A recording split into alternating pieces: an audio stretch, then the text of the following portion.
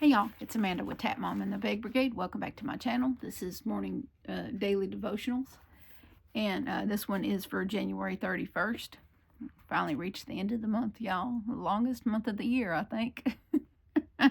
This one is titled, The Least of These. And our Bible verse goes as follows. The king will reply, Truly I tell you, whatever you did for one of the least of these brothers and sisters of mine, you did for me. Matthew 25, verse 40. Now our story. I woke to a wreckage scene in my front garden.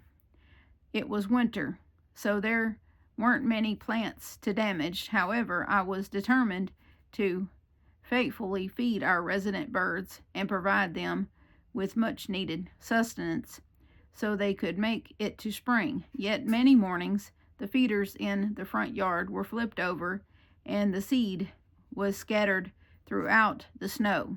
Then one morning I caught the culprit. As I stared out the window with the sun rising on a quiet morning, a young bull elk sifted through the snow in our yard to get at the grass beneath. The bulk of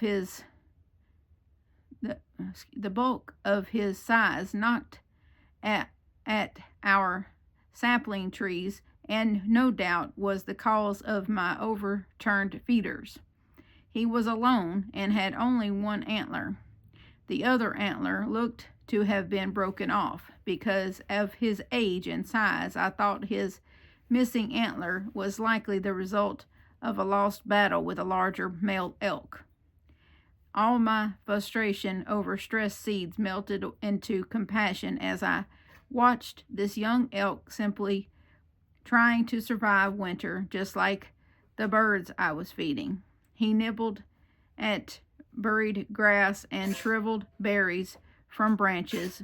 At once the phrase, the least of these, came to mind from Matthew 25. Jesus encouraged his followers to serve those they encountered and told them their offerings might contribute to a bigger cause they could not see.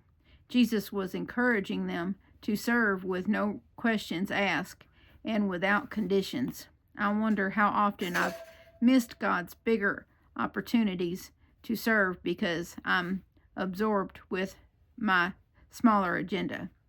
Am I so fixated on feeding the birds that I turn a blind eye to other needs, like the solo antlered elk? I want to heed Jesus' call and learn to look up and all around with a heart sensitive to the needs around me, and to generously give my time, talent, and treasure, no questions asked. Aaron Lanham. Finishing verse here. Therefore, as God's chosen people, holy and dearly loved, clothe yourselves with compassion, kindness, humility, gentleness, and patience. Colossians 3:12. Well, I hope y'all enjoyed this. This was the end of our January devotions.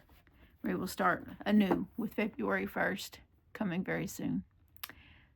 Please remember that I love you, and so does Jesus, and I will see y'all in the next one. Bye now.